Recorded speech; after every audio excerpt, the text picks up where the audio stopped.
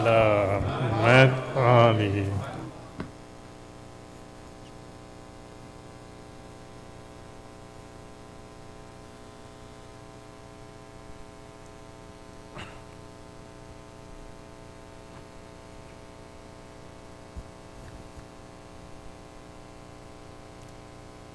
أعوذ بالله من الشيطان الرجيم. بسم الله الرحمن الرحيم. الحمد لله رب العالمين. الحمد لله الذي لا يبلغ بدحته القائلون ولا يحصي نعماءه العادون ولا يؤدي حقه المجتهدون.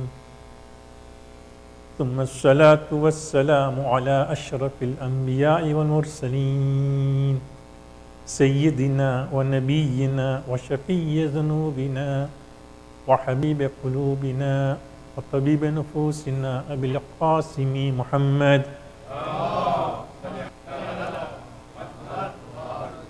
وعلى أهل بيته الطيبين الطاهرين المعصومين المظلومين ولعنة الله على أعدائهم أجمعين من ليلة هذه إلى قيام يوم الدين.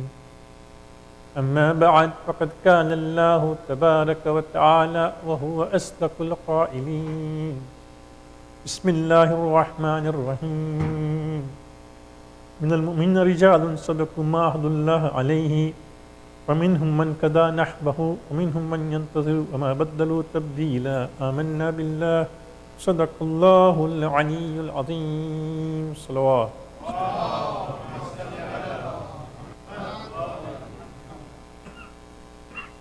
Assalamu alaikum wa rahmatullah.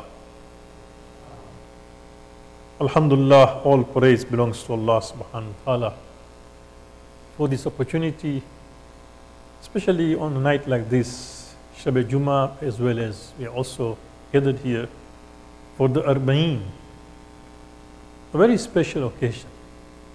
In fact, it's surprising that this day and age, in the last few years, or at least so many people have asked this question, why Arbaeen? Why do we commemorate Arbaeen? Which is good, at least, not through question, we learn why we are doing it. But in my childhood, during my childhood until I grew, I never even thought of asking that why we are doing. But nowadays, of course, people want to know what they are doing, which is also good, at least then they appreciate. We'll try to cover. But it is a special night, right? After, right from the first night of Muharram, all the way till 10th night, Ashura night, and then another 40 days. And now this is the culmination. We've reached that peak, right? There are mu'mineen who would not do anything, any kind of merrymaking. They would not even greet somebody Mubaraki. If a child is born, somebody got engaged, they would not do that for the first 40 days, right? Just respecting that moment. Even there are people, for example, if there were any kind of celebrations, party, or for example, their own birthdays, they would postpone it until after Arbaeen, which is understood. This shows that kind of commitment and the kind of sentiments we have towards about Allah. Because Sayyid al-Shuhada, his sacrifice, his contribution was so unique, right? It's unprecedented in history. So of course, we wait till 40 days. The verse of Quran which I recited is ayat number 23, Surah Al-Ahzab. Surah Al-Ahzab is Surah number 33. It is one of the surahs we recite on the day of Ashura, when there is Amal Ashura, when you do. There are 4 rakat namaz. In 1 rakat we recite Surah Al-Ahzab, a beautiful surah. It's a little longer. So there is ayat number 23, Allah says, مِنَ الْمُؤْمِنِينَ رِجَالٌ صَدَقُوا مَا عَهْدُ اللَّهِ عَلَيْهِ. Amongst the, in fact, faithful believers are people who fulfill whatever they have pledged to Allah. No. They are truthful about what they have pledged, right? فَمِنْهُمْ مَنْ كَدَى نَحْبَهُ. Amongst them are those who have already fulfilled their pledge. مَنْ كَدَى نَحْبَهُ. وَمِنْهُمْ مَنْ يَنْتَظِرُ وَمَا بَدَّلُوا تَبْدِيلًا. But there are those who are waiting. وَمَا بَدَّلُوا تَبْدِيلًا. And they will not change. In other words, believers, there is a covenant. It's a very interesting thing. as believers, once we believe, there is a covenant between us and Allah subhanahu wa ta'ala. There is a pledge. Although we never sat with Allah on the table, for example, okay, come here, or Allah did not send, for example, agent that we sat in, for example, here outside in Tim Horton and did that. No. The fact that we believe in Allah, the fact that we believe in the book of Allah, the fact that we believe in the messenger of Allah is automatically understanding. So there is that kind of ahad, tahad, right? That covenant. Right? So Allah says, and they are truthful. No, I mean, as they say, Sadakum ahadullah, they are truthful to this pledge.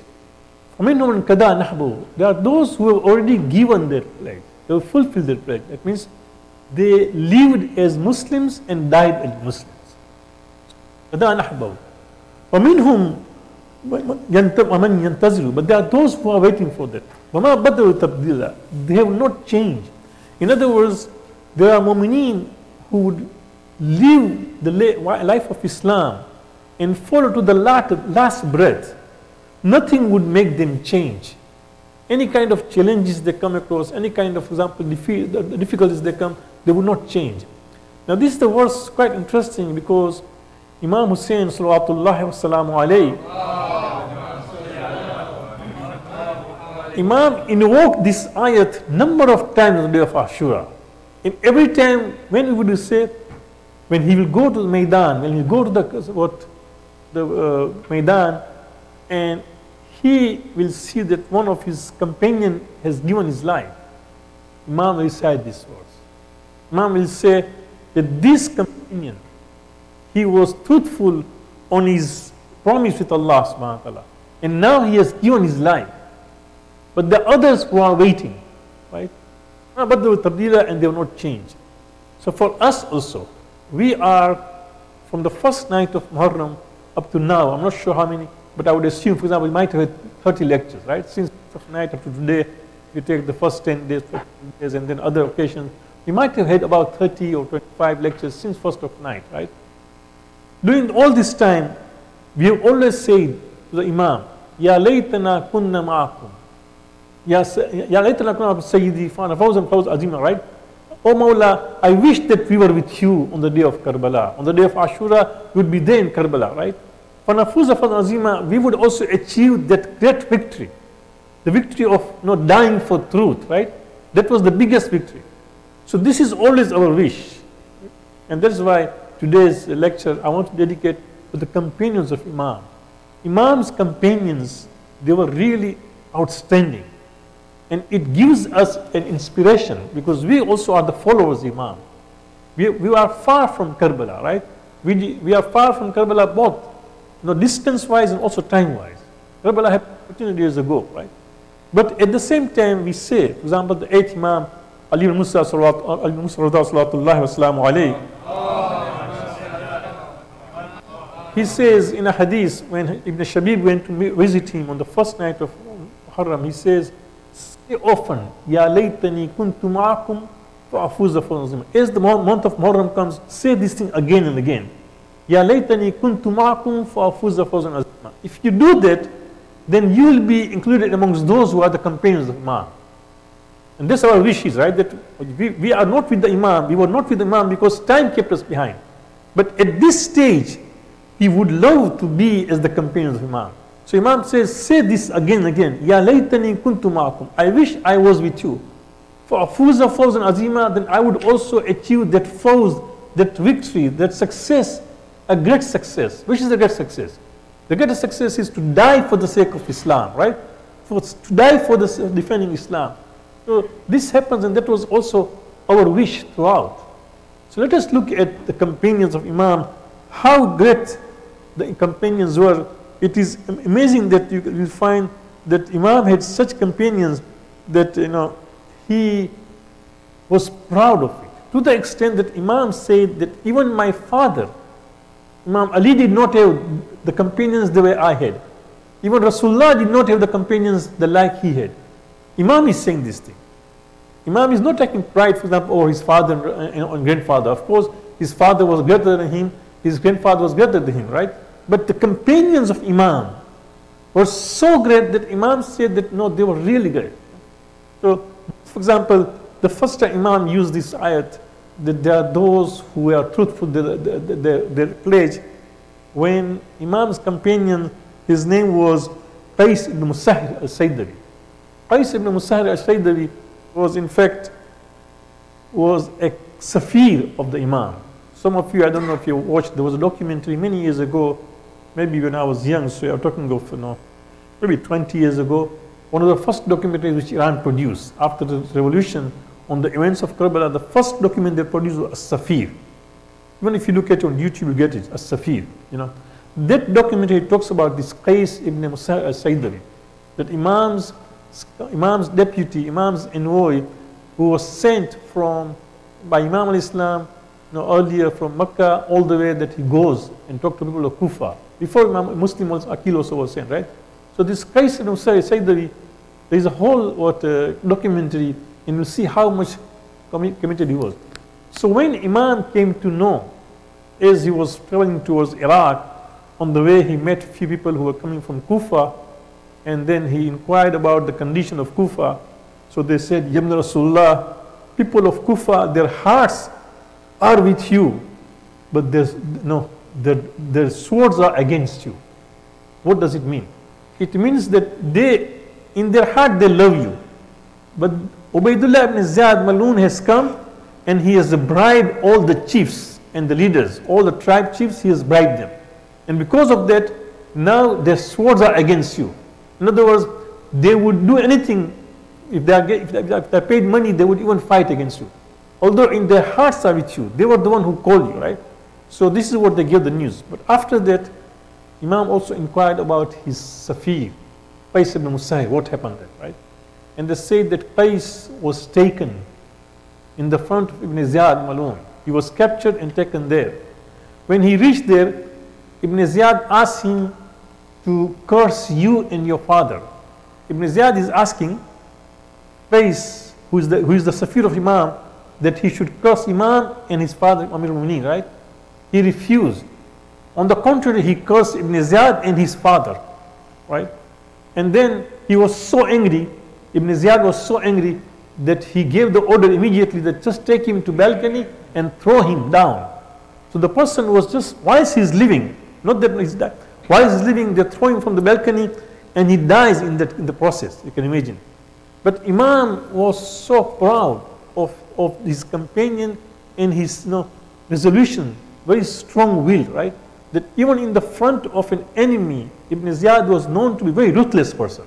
Actually, Ibn Ziyad was brought into Kufa by Yazid last moment. They said before that there was another person, but they realized the person who was there earlier was not very strong. They wanted somebody who was very ruthless. So he was known for his being ruthless. Even then, when Qais gets captured and is brought to Ibn Ziyad, and Ibn Ziyad is asking him to curse Imam Husayn and Imam Ali, he refuses. And on the contrary, he curses Ibn Ziyad and his father, right? So he's so angry that he kills him so brutally. When Imam heard this thing, Imam recited this ayat, right? مِنَ الْمُؤْمِنِينَ رِجَالٌ عَهْدُ اللَّهَ مِنَ الْمُؤْمِنِينَ رِجَالٌ صَدَقُوا مَا عَهْدُ اللَّهِ عَلَيْهِ, right? There are those who are truthful to their pledge with Allah subhanahu wa ta'ala. فَمِنْهُمْ مَنْ كَدَى نَحْبَهُ. There are those who have fulfilled their pledge, right? وَمِنْهُمْ مَنْ يَنْتَظِرُ. And there are those who are waiting. وَمَا بَدَّلُوا تَبْدِيلًا. So Imam is trying to say that my companions are such that they are so devoted, nothing will change. Intimidation, any kind of scaring, mongering, or any kind of they would not change. وَمَا بَدَّلُوا تَبْدِيلًا. And this is why Tabari, who is not even a Shia scholar, Tabari is a Sunni historian. Tabari says on the day of, this is interesting, Mu'mineen, on the day of Ashura, as the time came near to the day came that they'll start fighting and they'll die, as the time came near to Zohar, we found that the face of these companions getting brighter.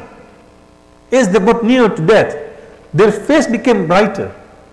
Usually, when there is a fight, when there is a battle, and you are going to die, there is anxiety, right, that you are going to face this thing. Although you are part of Imam, but you know that you have to face such a huge army. But Tabari says, no, it was reverse. Their faces became brighter. They were waiting for that moment. So you can see Imam is so sure of his companions. He says, "Ma baddalu tabdila." They are the really epitome of this verse. These are the companions we are talking about, right? And then after reciting this ayat, Imam says, Allahumma ja'allana walahum al-jannata nazlan, right? Now Imam is praying that, oh Allah, make them and us, are the one who should be in the paradise, right? They should just end the paradise. وَجْمَعْ بَيْنَنَا بَيْنَهُمْ فِي مُسْتَقِرٍ مِنْ رَحْمَتِكَ. And just, take us together, the place of your mercy and your grace, right? Together. So this is what Imam also prayed for them, that these companions. And that is why every time we recite Ziyat Waris, this Ziyat Waris we must have recited today, or we are going to recite after this. This Ziyarat is not just that Sheikh Abbas Qumi has mentioned, some alim has composed, no. Ziyat Waris we recite every Friday, every Thursday evening, has come from the sixth Imam, Imam Jafar Sadiq salawatullahi wa salamu alayhi.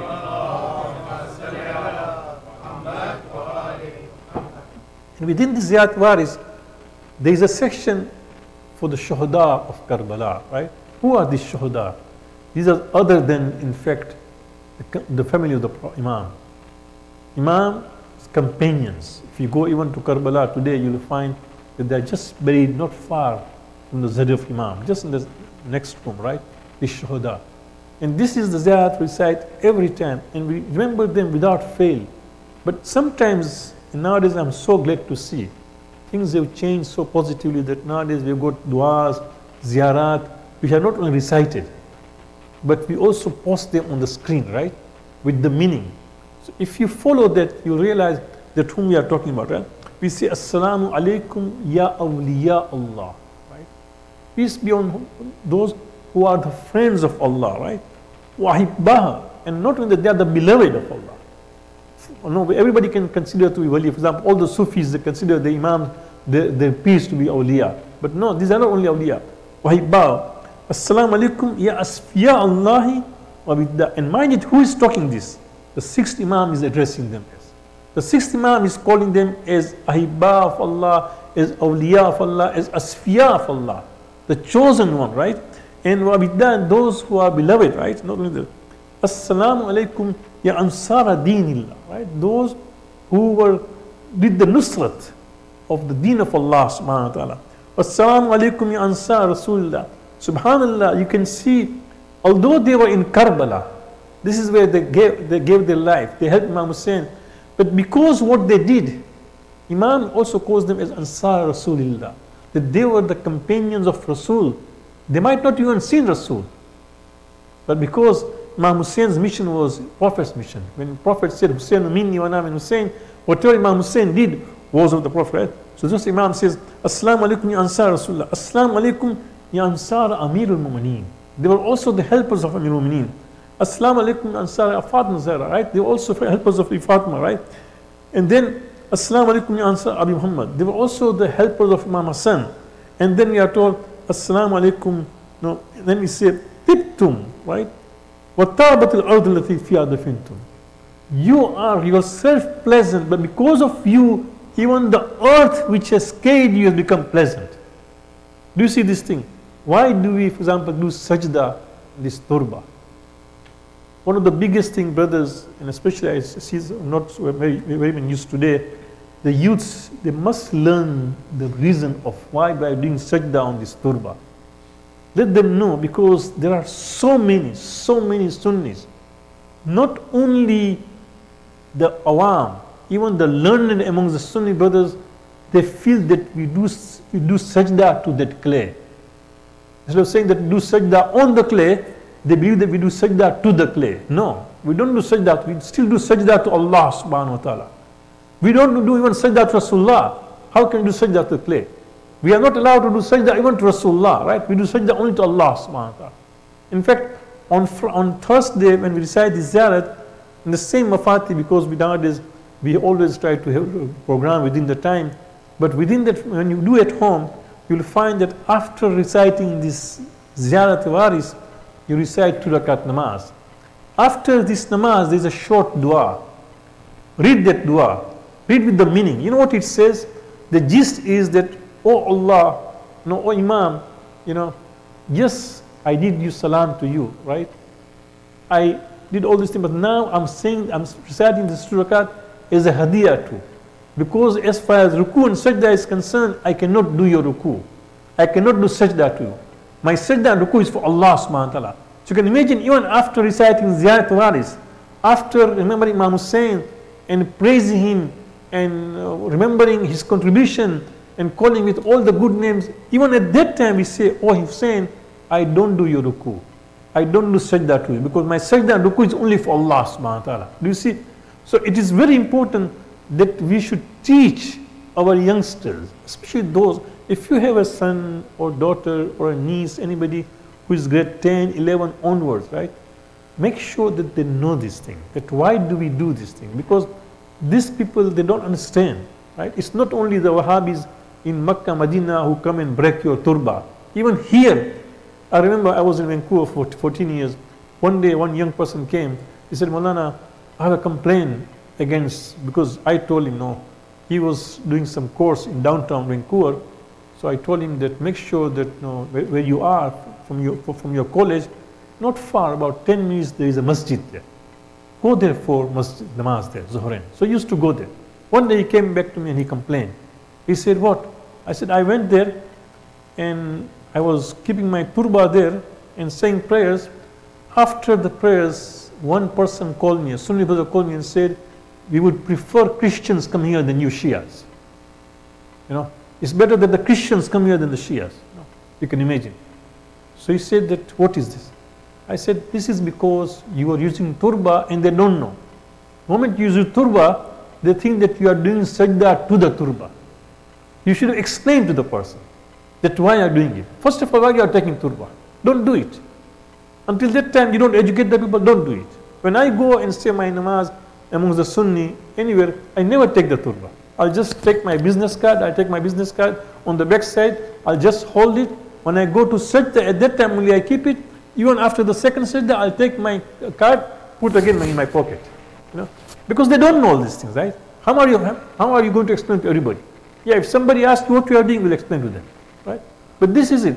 So, but you can see here says this, we come to tibtum wa ta'batil awdul lati fiha dafiltum. All companions of the Imam, your position and your sacrifice was so great that you are yourself pleasant, but even the earth which you are made has become pleasant. So do you see that we do sajda on this clay because it contains the blood of those pure souls. And that is why the hadith says that when a person does sajda on the clay from Karbala, right, the strength of it, the effect of that is that even sajda and its nur goes to the 7th level of the earth, down there, because because you are doing the sajda on the turba. So it's so important because it contains the blood of the pure souls. So that's why you can see the tip فَفُزْتُمْ فَوْزًا عَظِيمًا. In fact, you have become successful with the greatest successful. فَيَا لَيْتَنِي كُنْتُ مَعَكُمْ فَأَفُوزَ فَوْزًا عَظِيمًا. This is we say every time in the ziyarat, right? And that is why you can see, in fact, Imam himself says that when it comes to his own companion, Imam says that I have never seen a companion who were as committed as my companion, because they were such a great people. Again, let us look at the condition here. At once, you can imagine once Prophet was walking. This is Rasulullah. He was walking in Medina, right? And what he found was with his companions. As he was with companions, there was one child. Prophet went and sat and gave him special respect, what love, affection. Prophet showed that. So companions asked, Ya Rasulullah, why you are doing that? Why you are showing special respect to this child? And see what the Prophet says. Prophet says, this child, he is befriending Husayn, my grandson, that every time when Husayn is walking, he will be behind him. He will even take the dust under the feet of Husayn, right, and put on his head. Prophet liked this thing so much. This is just a friend of Husayn. We don't know who it is. Some scholars say it's Habib ibn Mazahir, but we don't know. The books doesn't say. What we know is that there was somebody who showed his love to Husayn. Now this is the respect which Prophet gives to somebody who just showed. Now mind it, he's a child. Okay? He's not an elder person. Just now Imam Husayn is because when Prophet died, the age of Imam Husayn was how many years? 7 years or 6 years, right? Because Prophet died in 11 age, early in Safar 11 age. Next week we are going to Wafat of Prophet, right? And Imam Husayn was born in 4 age. So it was 7 to 6 years only, the age of Imam, right? So he was a child and his friends were children. Children can do anything, right? But a child who is respecting Imam Husayn, Prophet likes him so much that Prophet specifically, as he's going with companions, he sits down in the streets of Medina, takes the child and caresses him and shows the love. Imagine those who gave life for Husayn, right? Those who in Karbala, who gave their lives for Imam, how much respect they must have had with the Rasulullah. If today Prophet was living, how much respect he would have given to the companions of Imam. Are you with me? And that is why we always have to remember. I know because what has happened that for so many years, there's certain kind of routine that, for example, people know some names like Habib ibn Mazahir, Muslim ibn Awsaja, Hur ibn Yazid Riyai, right? These are the main companions we remember. Right? But there were so many other companions, which I'm going to mention 2 of them, that outstanding, really. So, as these were the companions, on the night of Ashura, Nabi Zainab asked Imam Husayn. She asked, he said, have you tested your companions? For I fear that they will abandon you in the time of need. Because she saw, Nabi Zainab saw with her own eyes, that there are only few, less than 100 people, right, together. On the other side, they've got thousands of people. The smallest figure we get is 12,000. Otherwise, even as many as 30 to 40,000. So, would they not leave you, would not abandon you? And in fact, this is what Imam said. Wallahi, لَقَدْ بَلَوْتَهُمْ فِيمَا وَجَدْتُ فِيهِمْ إِلَّا أَشْوَسَ الْأَكْوَشِ. No, he said, by Allah, I have tested them and found them all courageous and staunch. They are as associated with me like the association of an infant with the breast of a mother.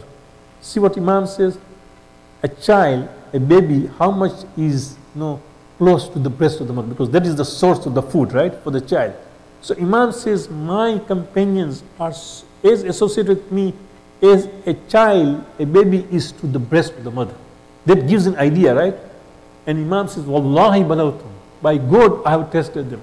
So Imam had such a kind of trust on these companions. They were such a great companions. And brothers, we always should try to remember this thing, because we also are the followers, Imam. No, we want to say that, oh Imam, I wish that we were with you, right? How do we do that? By looking at these companions, studying their lives, and see what they can do, right? So let me share with you one of those companions. If there's time, we'll discuss about other companions. In fact, Imam says, فَإِنِّي لَا أَعْلَمُ أَصْحَابِي أَوْفَى وَلَا خَيْرًا مِنْ أَصْحَابِي. Subhanallah. Those in Arabic, see what Imam says. It says, فَإِنِّي لَا أَعْلَمُ أَصْحَابِي أَوْفَى وَلَا خَيْرًا مِنْ أَصْحَابِي. I do not know companions more loyal and more virtuous than my companions. Imam was so proud of them. More loyal and more virtuous than my companions. You can imagine. This Imam is saying, they must be so great companions. And also another point I would like to make, since we got this opportunity, alhamdulillah, these opportunities make us read and also study, right, for the lectures. Every time I try to do that, because that is the only way we can increase our knowledge. So often people come to us, said Allah has granted us child, son or girl, right? Can you suggest the name? When we give them the name which are common, they say, no, give us some new name, some special name. These are very common names. Everybody has this name.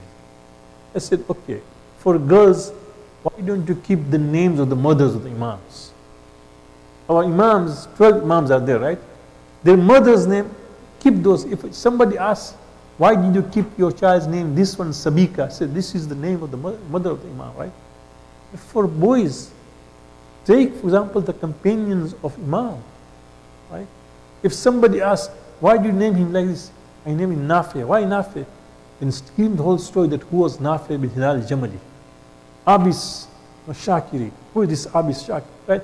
It is important that this way we do two things. One is you already get a new name for your son or daughter, right? And second thing, that you are going to tell others what they did.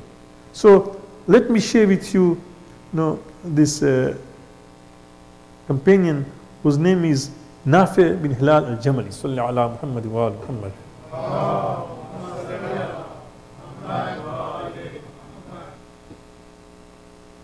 He was Hafiz the Quran to start with.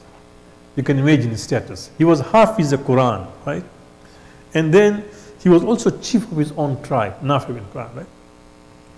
He fought on Imam Ali's side in all the three battles. All. Jamal, Siffin, Naharawan. All those three battles which Imam had to fight during his Khilafat time, this Nafi participated. So you can imagine his status, right? He was not only Shia like you and me of Ali, but he fought with Imam Ali Islam. He was participated, no? That is Nafi, right? And then, not only that, he was one of the 5 people. Remember I told you that when Imam was going towards Iraq, to Kufa, he met few people and he asked them what is the condition of the Kufa. So there were 5 people. One of them was this Nafi, right? When the enemy started preventing water reaching the tents of Imam Husayn, Nafi was one of the people who went with the Abbas al-Islam, 20 of them. They fought so bravely and went to a place. They attacked the guards who were trying to safeguard the waterway and took some water. So he was one of them, that he was able to fight his way with the Abbas al-Islam and get the water, right? This is Nafi, right? But on the eve of Ashura, this is interesting. On the night of Ashura, it was late night. Nafi says that suddenly I saw Imam Husayn going out of his tent alone in the darkness of night. So as he was going alone, suddenly I started following him. I didn't want that Imam to be alone, right? So Imam turned back and said, who are you? So I said, I'm Nafi bin Hilal al-Jamali. So Imam said, what are you doing here? He said, Ya Rasulullah, how can I allow myself to see you alone at this time? No, the enemy, we are surrounded by enemy. And then he asked Imam, what are you doing? Imam said, I'm just looking at the terrain.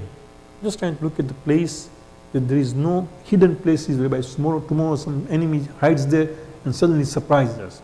So you can imagine, subhanallah, Imam, right? Even at night, see this Imam, at night he himself goes and looks around the tents, other places, and sees that there is no places where enemy can hide.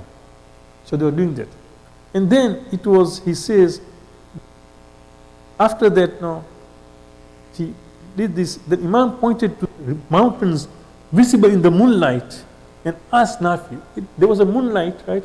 And there were 2 mountains. See what Imam says. Don't you desire to escape towards these 2 mountains in the dark and rescue your life? Imam is suggesting, not anybody else. He said, this darkness of night, you can see there are 2 mountains, and why don't you just save your life and escape? Imam is allowing him, right? He could have gone. Imam is permission. See what he says. Nafi says, at that time, he just bowed down, prostrated over the feet of Imam and said, I wish to die. I have bought this sword for 1,000 dirhams and this horse at the same price. Now mind it, at that time, a sword costing 1,000 dirhams at that time, right? And even the horse for 1,000 dirhams. He said, I bought this thing, and not only that, by Allah who has conferred devotion to you on me, there will be no separation between you and me unless this sword gets blunt and this whole horse runs out of breath. Do you see? At that time also, he's showing his devotion. That Mawla, I cannot do that. I cannot run away. Right? I will not leave you. Do you see this, how much committed he is? And not only that, he was also, an expert bowman. In the afternoon of the 10th of Muharram, he killed 12 men from the enemy side and wounding many others with arrows.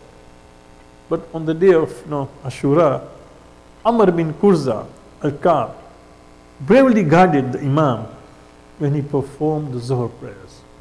When Imam was saying Zuhr prayers, this Amr is the one who guarded Imam, right? He was heavily wounded by arrows on the forehead and chest till he got martyred. Because when Imam was reciting namaz with companions, some of them were defending, some of them were praying. And this is not a namaz khawf. And then one group had prayed, then they went to defend, and others joined them. So this was happening. One of the person who was defending Imam, his name is Amr bin Kurza al-Ka'ab, right? He was the one who was defending. He got so many arrows on his body, on his forehead, until he died, while this namaz was taking place, right? Now Amr had a brother Ali, although they were two brothers. And the person, Kurza bin Ka'ab, was a great companion of Rasulullah and also of Imam Ali. Also Kurza fought with Imam in all these battles, right? But Kurza had many sons. Two of his sons, one was Ali, one was Amr. Amr fought on the side of Imam Husayn until he got died. Ali, somehow he came to Karbala with Umar ibn Sa'd. He was in the group of Umar ibn Sa'd. He came from Kufa to Karbala. So he was influenced by Umar, although he was his brother. But when he came to know that now his brother has died, he came out of the Yazid's army and started shouting, yelling at Imam Husayn and swearing at Imam Husayn, saying that you deceived my brother and you took him to your side and now he has died. And he then swore, he said, by Allah, I'm going to kill you. He's saying like the Imam. Right? When Nafi heard this thing and saw that how much this person is angry, Nafi immediately attacked. So you can see it, when Nafi saw that somebody has sworn to attack Imam, he immediately went ahead and defended Imam. These are the companions we are talking about, right? How great is that?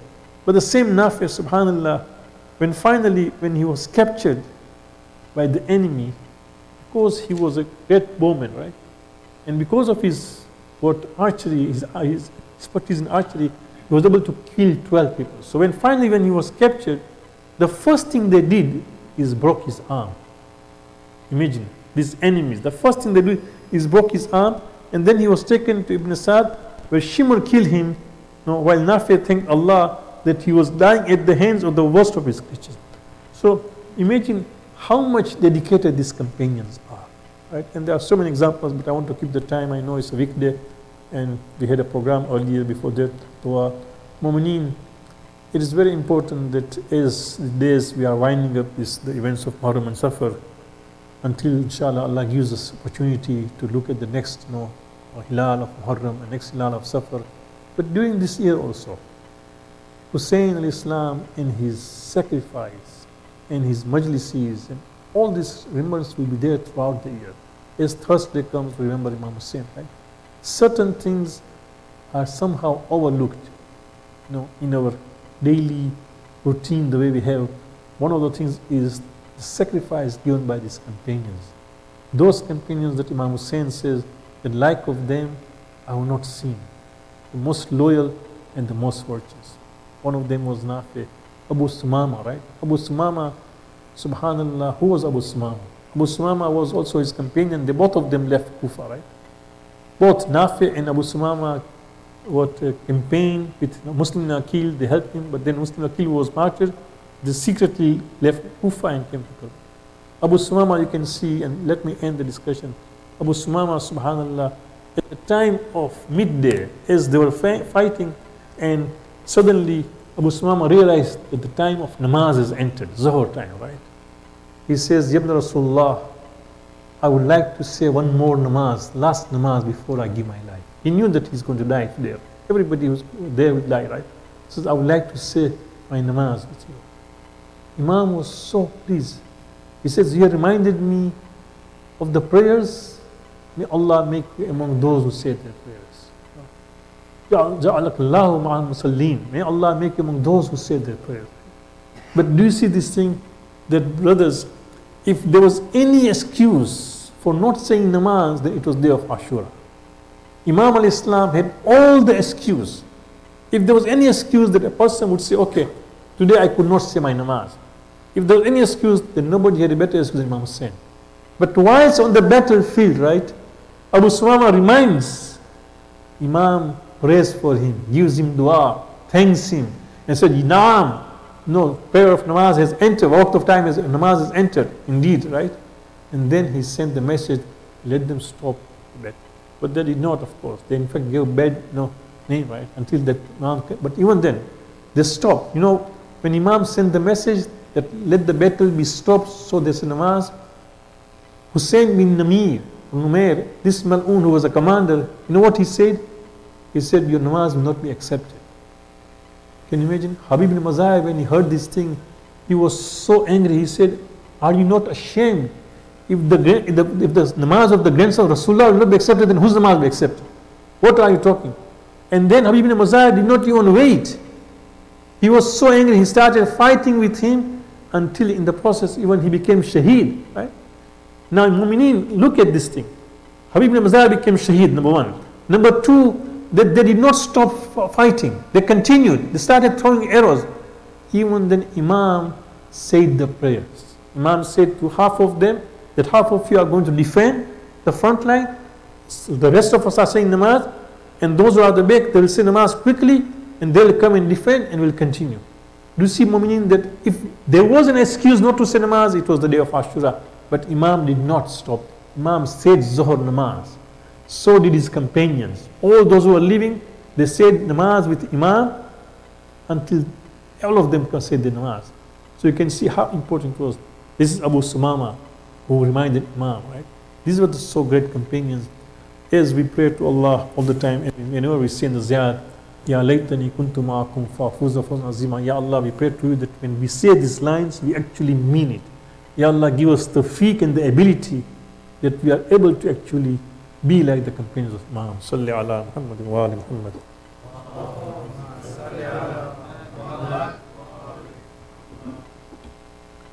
Azadana Husayn. Today is not only 40th of Imam Husayn, it is the 40th of the Shuhada at Karbala. What is this 40th? As I promised you earlier, why do we do this 40th? People ask this question. Is there anything in history? We know about Ashura, what happened, but what about 20th of Safar? There are certain reasons. One is, in fact, that we have been told that when Imam Husayn died, right, there's a hadith which said that even the skies, there was a drizzling of blood for 40 days. 40 din tak, khoon bahay. No, from the skies you can see that even the sky rained blood for 40 days. Not only that, in fact, you'll find that anything you turn, anything, if you take a stone and just turn, you'll find underneath there was a blood. So not only skies, even the earth was oozing blood, that every time as you swam, the blood was there, right? 40 days. Not only that, we are told that the sir, the head of Imam Husayn, was joined to the body on the 40th day. The sir which was taken away, finally was brought back to Karbala on the 20th of Safar, and then the head was joined to the body. Of course, if you find other books, history of books, they say no, the head of Imam Husayn was buried in Egypt, because if you go to Egypt, there's a place Ras al Hussein, right? Some people say he was buried in Madain. Some say it was buried in Iraq. But we believe that the head of Imam was joined to the body, and when we go to Ziyarah in Karbala, both the head and the body of Imam is there, right? So that was 20th of Safar. It was 20th of Safar when in fact this Kafila, when they went to Kufa and then Sham and they got imprisoned and then they got released, when they came back it was 20th of Safar again, which is also Arbaeen. And one more thing we are told, it was 20th of Safar when Jabir ibn Abdullah Ansari, who was the companion of Rasulullah, when he was in Medina, when the news reached that Imam Husayn has been martyred in Karbala, Jabir actually left all the way. Mind it, he was old. He was also blind, or also at least not blind, his sight was very poor. We are told that he came with his companion who would show me everything. He left Medina those days and came to Karbala on 20th of Safar. How important it is. Azadan Husayn, as Jabir neared the Karbala, he is telling his servant, whose name is Atiya, "Oh Atiya, take me to Furat. Just take me to Furat." So Atiya takes him Furat. Jabir does his ghusl in Furat. After taking the ghusl in Furat, and then Jabir says, "Oh Atiya, take me near the grave of Imam. He comes near the grave of Imam and says, no, Ya Husayn, Ya Husayn, Ya Husayn. 3 times he calls, Ya Husayn, Ya Husayn, Ya Husayn. Why 3 times? He wanted the reply of Imam. When Imam did not reply, he says, oh Habib, why are you not replying to your Habib?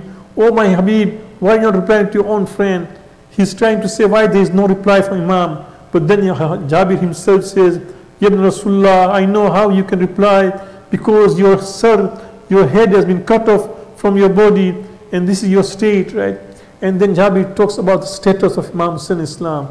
You can imagine how important it is. People sometimes say, why should we go for ziyarat? This is the companion of Imam who just got the news, who companion of the Prophet, who got the news that Imam is martyred.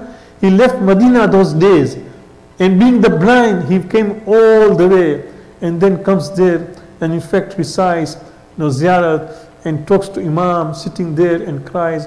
According to one version, we are told that when Jabir visited there, suddenly after some time, Atiyah says, oh Master, I see that somebody is coming. At that time, Jabir said, just try to see who was coming. They thought maybe the enemy is coming.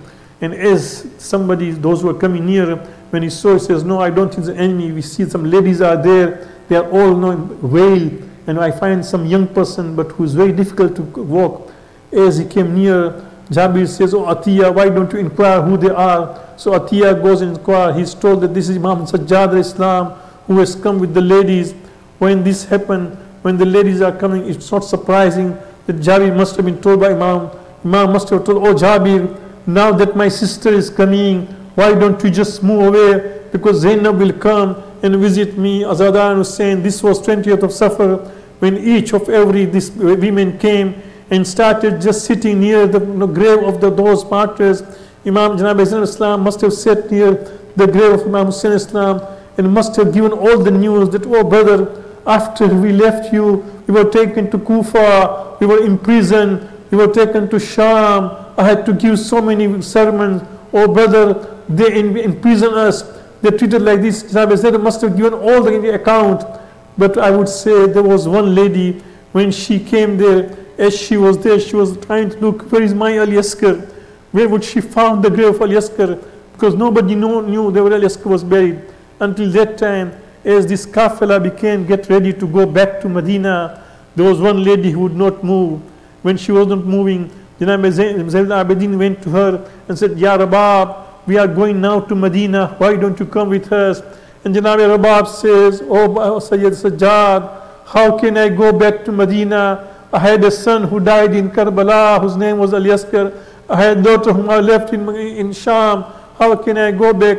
Janab Zainab comes and says, oh Babi, oh Janab Rabab, please come with us. We are going back to Medina. If Sugra asks about you, what I'm going to answer, she was convinced. Finally, this kafila is now going towards Sham, Medina. Until that time, as this kafila reached near Medina, Imam Sajjad says to Bashir, oh Bashir, your father was a poet. Can you make some lines of poetry? And Bashir says, Bala ibn Rasulullah, yes, I can do that. He says, why don't you go to Medina and inform the people of Medina what has happened? Janab Imam Sajjad al-Islam and the kafila was made to just stay outside the Medina. Bashir ibn Nu'man goes into the Medina and just enters the Medina and says, oh people of Medina, this city is no longer for us to wait. Imam Husayn Islam has martyred, and now his kafala has just arrived. They are just Birun Shahr, they are just waiting outside. Azada Husayn, Bashir says, when I gave this kind of news to people of Medina, everybody came out saying, Ya Husayn, Wa Husayna, Wa Husayna, and everybody was going towards outside the Medina. Until that time, Bashir says that I could no longer take my horse. I had to slowly walk towards the tent. As I reached there, I saw that Imam al-Islam Sajjad was just there. Imam Sajjad was there. People were coming to him. As they wanted to hug Imam Sajjad, Imam would refuse. No, don't hug me. And they would say, Ibn Rasulullah, we just want to convey our condolences to you. Why you are saying no? And Imam Sajjad says, how can you hug me? Just look at my neck, full of injury, because there was, the way I was tied for all this time, the neck was just tied in this chain. They could not even hug Imam Sajjad al-Islam. Imam Sajjad was then after that, the whole kafila, all of them, they started going slowly, slowly, until that time the first thing they do, as they enter the Medina, as this kafila enters the Medina, they go directly to the haram of Imam Rasulullah Islam. Janab Azim Islam goes there and says, oh my grandfather, Ya Rasulullah, that grandson of yours, my brother Husayn, whom used to carry and used to caress and just put on your shoulder, should I inform to you what happened? And Janab Azim Islam took one of his handkerchief and says, oh my grandfather, this is the handkerchief which is full of blood, marks of blood. This is the blood of your Husayn. Until that time, a time came, Janab Zainab went to the place where Janab Fatima was buried and says, oh my mother, if there was no Mahram here, I would open my shoulder and just show you what kind of picture Janab Zainab was found. We were just taken as prisoners. They would just put rope against us and drag us in the streets of Sham and Kufa. Janab Zainab started saying all the Marsha. Until that time she became unconscious. Azadan Hussain, as this kafla finally went back, there was one young girl, Janab Fatima Sughra. She started looking. When she realized that everybody has come, she started looking. She was looking at one place, at another lady, and they asked, what are you looking for? Fatima Sughra said, oh Aunt Umm Kulsum, oh my Aunt Janab Zainab, when you went from here, you had taken my brother Al-Yaskar with you. Where is my brother? I'm looking for. What can Janab Zainab say to Janab Fatima Sughra? Oh Fatima Sughra, how can I tell you how your brother Al-Yaskar was? Allah will come to the Zalimina, inna lillahi wa inna ilayhi raji'un. Matam Husayn.